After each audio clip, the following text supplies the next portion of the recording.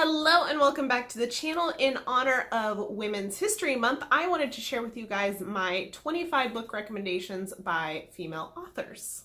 So this list basically includes everything that I have ever rated 5 stars that is written by a woman, and I totaled up all of my books that fit into that and I ended up with 25. So let's get into it. My first recommendation is the Lunar Chronicles by Marissa Meyer. This is a sci-fi fantasy series. There are 4 books as well as a couple of companion books to go with it. The concept of these stories is basically fairy tales that are retellings, and they are set in a sci-fi situation. You've got Earth at war with the Lunars who live on the moon, and just drama and shenanigans that happen with that. You've got a Cinderella, you've got a Little Red Riding Hood, you've got a Rapunzel, and there's also a Snow White. As a sci-fi lover and also a fantasy retelling lover, I absolutely loved this series, and it actually has one of my favorite final books in a series ever. I think Winter wrapped up the series in such a beautiful way, and I find that it's really hard to find books that you enjoy that are the end of a series. The next recommendation I have is Daring Greatly by Brené Brown. This is more of a self-help book, but it's something that just really challenges your worldview and how you view yourself and how you want to live your life. And it's something that I read in a time that I just really needed to hear it, and I really loved it. I do recommend the audiobook if you have the opportunity to get it. My next recommendation is the Giver series by Lois Lowry. This is, I believe there's 4 books total in the series. The Giver is the first one. That's the one that most people know of. But it's basically a series of books set in a near dystopian type world, and some of them are less dystopian than others. It's kind of a subtle dystopian kind of vibe. They're very interesting for what they are, and they're very understated in the way that they are written and the reveals they give, and I just really enjoyed the intrigue and the suspense that was written into them without them being scary per se. My next recommendation is Undead Girl Gang by Lily Anderson, and this is a book that I read last year, and I ended up really enjoying it. It was the first Lily Anderson I had ever read, and I just really loved it. I do know that it's not for everyone, and there has been some critique of it not being very good witch rep, so if you do choose to read it, know that going into it. But it is a story about a girl who is a witch, and she ends up doing a resurrection spell that goes a little bit wrong, as resurrection spells tend to do. My next recommendation is another series, and that is Daughter of Smoke and Bone by Laini Taylor.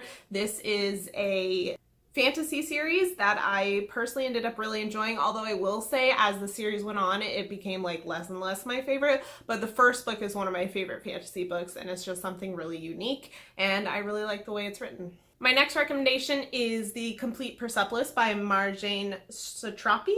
I'm not quite 100% sure how to pronounce that, but this is a memoir that's told in a graphic novel style, and it is about a woman who grew up during revolutionary Iran and all of the struggles that went along with that and all of the challenges she faced with that, both in her personal formative years and growing up in that environment, and also the political repercussions of everything that was going on. I think it was really insightful, and I really liked the graphic novel format of it. My next recommendation is Fangirl by Rainbow Rowell. I know this is another one that tends to be pretty hit or miss for people. I personally really liked it because I related to the main character being very introverted and in her own head, so I found a lot of myself in that story despite the main character's flaws. And I really liked the way that fan fiction was woven into the story, as well as the present day story that was focused on the main character and then also focusing on her works of fan fiction. I just really liked the way those two were blended together. Next up is Room by Emma Donoghue. This has a movie adaptation starring Brie Larson, which I believe she won an Oscar for. She was at least nominated for it. This is a very heavy read, definitely lots of trigger warnings. It is about a woman who is kidnapped and basically contained in this shed for years and years and years, and she ends up being sexually assaulted and has a child as a result, and the entire book is told from the child's perspective. He's a 5-year-old boy, and that perspective with how brutal a lot of the circumstances were was just really interesting, and simultaneously softened the brutality and also made it harder to stomach. But I really enjoyed the story. I think it was really well written. It's very emotionally invoking, and the movie's also excellent if you're interested in watching it. My next recommendation is one that I know a lot of people have not heard of. It's not something that circulates within the book community very much. It's something I read years and years and years before I became involved on BookTube, and that is Arena by Karen Hancock. This is a sci-fi, but it's also an allegory, which nowadays is not my favorite. However, I did read this when I was much more involved in a religious environment. I still say outside of that environment, I still really enjoy this story as long as you know what it is going in. But essentially it is about our main character, Callie. She is kind of a stuck in a rut artist who goes to one of those little get paid to be a guinea pig type situation, and she's supposed to be running like an obstacle course situation type thing for like $50, and it ends up transporting her into an alien planet thing. It's not really a planet, it's a something alien situation, and she has to go through these trials and to get to the center of said arena to get out. And a lot of the trials along the way, there's a character who is a little bit like a Jesus character who's like the guide through the arena, etc. So it's like an allegory for life and having a savior guide you through it. It sounds like it could be a little questionable if like Christian literature is not something that interests you. However, I think as a sci-fi fan, you would really enjoy this if you like sci-fi. Next up is the first book in a series. I've only read the first book. I have not read the rest yet, and that is The Queen of the Tearling by Erica Johansson. This is about a woman who is destined to become queen, and the first book deals with her kind of trying to reclaim her kingdom and growing up rapidly along the way because she kind of gets thrust into it when she's not quite ready for it. And I absolutely loved the feminist themes in this book. I really liked the way it was written. I really liked how the main character starts out as someone that I was really hesitant about, and I was like, I don't really know about this person being a main character, and there's so much growth in the first book that I really enjoyed, and the side characters are fantastic. There's also a really precious scene in the first book that has to do with a library and people kind of coming together as a community around this library, which as a book lover was just magical. Next up is another fantasy book, and that is Reign of the Fallen by Sarah Glynn Marsh. This is about a fantasy world that has different types of mages, and it follows our main character who is a necromancer. So basically this world, you have dead living among the living, and necromancers kind of keep them in check and also bring them back from the dead to the land of the living, but they're not the same as living people. But you also have people like beast mages and weather mages and a couple of other different things. It's a really interesting world building in my opinion, and I really, really loved the first book. Second book's another story that will be in my March wrap up. I do recommend the first book, however. It also has a bi main character, and we do see her coming to terms with that in the first book a lot and kind of realizing that about herself, and I really liked how it was done. And I also really liked the way that it handled some addiction plot lines within the first book as well. I just really liked how all of these different very hard subjects to talk around were done in this first book, and I thought it was really well balanced. Next is Dark Places by Gillian Flynn. This is my favorite Gillian Flynn book to date, and I have read all of her full-length novels at this point. It's about a girl who survives a massacre of her family when she's very little, and her brother is pinpointed as the murderer, and it's her as an adult kind of digging into the secrets of her family and what really happened the night that that went down. And I really liked the way all the twists and turns were revealed. I just thought it was really well done, and I was very sucked in the whole time. This is another one that has a movie adaptation as well, and Charlize Theron plays the main character. I have not seen the movie, so I cannot attest to if it's good as a book adaptation or not, but it exists. Next is a more recent book, and that is The Hate U Give by Angie Thomas.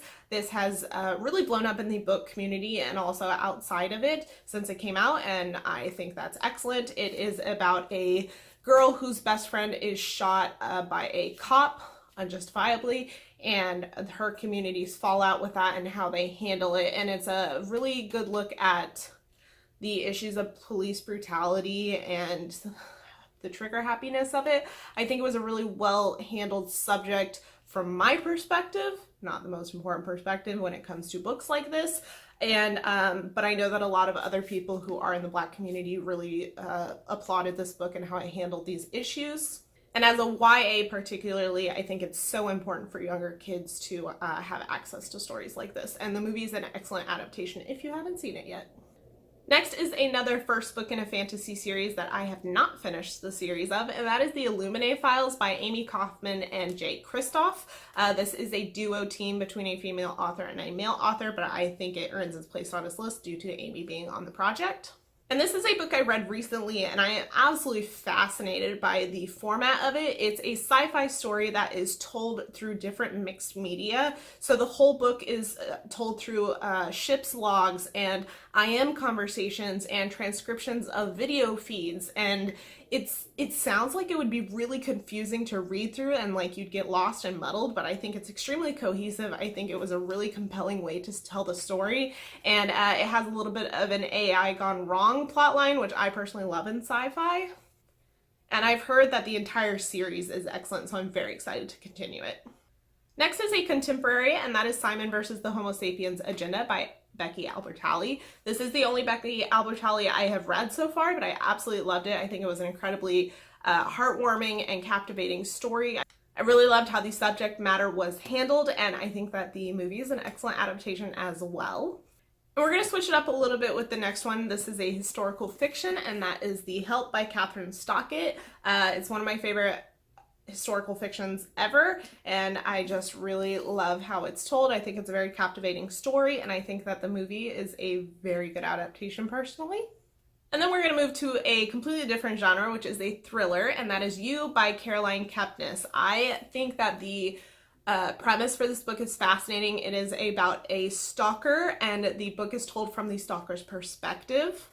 Whereas most thrillers, we are viewing through the story through the lens of the victim. So I found that the storytelling narrative of this book was absolutely captivating. And it's one of those books that almost convinces you to like the bad guy, even despite all the horrible things that are happening.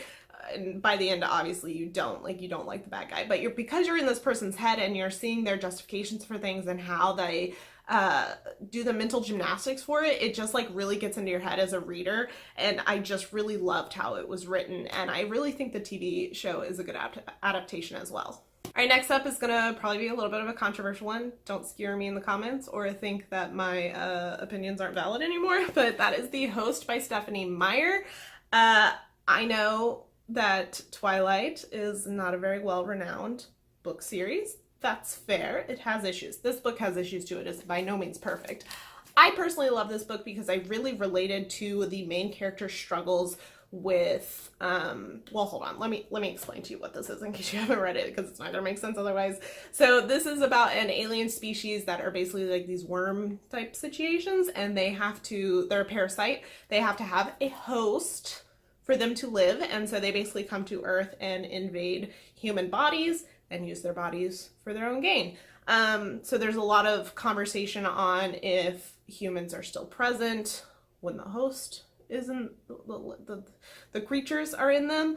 And I really loved how the main character, some of the conversations around not feeling like their body would do the things they wanted to do and being felt very limited by that, and just, I don't know, I really related to a lot of things in this, and it has a bit of a cringy love triangle, but it was still entertaining in my opinion.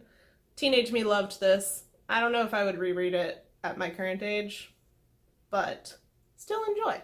Although I will say this one has a terrible movie adaptation. Do not recommend.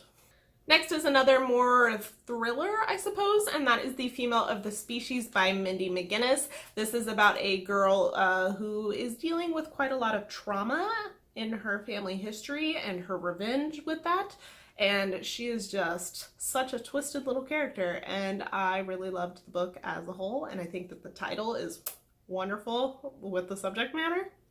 Next is Everything Beautiful Is Not Ruined by Danielle Young-Ullman. Ullman, I'm not 100% sure. This is a Canadian author, and this is a story about a girl who has a contentious relationship with her mother, and she goes off to kind of a wilderness survival summer camp situation, and she ends up having to confront a lot of her trauma and past history with her mom on this trip, and it is just an absolutely heartbreaking look at some of these struggles between girls and mothers, and some of the fallout from that, and it has a lot of conversation around mental health in it as well. And this book broke me, and I loved it so much. I read this during Read-A-thon that is hosted by Books and Walla. I will link the vlog if you are interested in it, because I'm pretty sure I cried. I don't know if I did on camera or not, but I did in real life. My next two books are ones that I do not hear talked about very much in the book community. They are also a lot older books. The first one is The Two Princesses of Baymar by Gail Carson Levine. This is the same author as Ella Enchanted, if you are familiar with that book / movie. And this is about two princesses, by the title, clearly, who live in a very typical fantasy world. There are dragons, there are specters, there are lots of cool little fantasy trinkets and whatnot. There's wizards, warlocks, etc. And these two sisters are completely opposite. You have a fair-haired, pale one, and then you have your dark-haired, like more tanned one, and one of them is very spunky, very adventurous, very go-get-em, wants to yield a sword, wants to be the hero of the day, wants to slay the dragons, and then you have another character who wants to stay safe and stay home and not go out of their way and just be a little bit more understated or meek, but not necessarily in a negative way. And there is a plague in this book that is called the Grey Death. I think that's what it was called, if I remember. It's been a bit since I last read it, but it basically affects some people in the princess's family, and this is about their struggles with that, and one of them has to go off on a daring adventure to find a cure. There's also these poems sprinkled throughout the book because there's a hero in it called Dralt. And I really love how the poems are sprinkled in here as well, and I really love how they're written. It's kind of like a much more children-friendly, like Lord of the Rings. And I just have such fond memories of this book, and even though it's a children's book, I think it's really enjoyable as an adult. And now that I'm talking about it, I really want to reread this right now. So it's something that I reread probably at least once every other year. Same as Arena by Karen Hancock. Those are my two comfort books when I'm having some downtime and I need a pick-me-up. Next is another historical fiction, and that is Fried Green Tomatoes at the Whistle Stop Cafe by Fanny Flagg. This was a book that I actually watched the movie adaptation of first, and I watched it many times before I ever knew it was a book. And I found out that it was a book several years ago, and I went ahead and read it, and it just brought back all the fuzzy memories of watching the movie. It's one of my favorite movies of all time. And it is just a wonderful story about a friendship between two girls / women. It's got some queer things going on in it, and I just love it so much.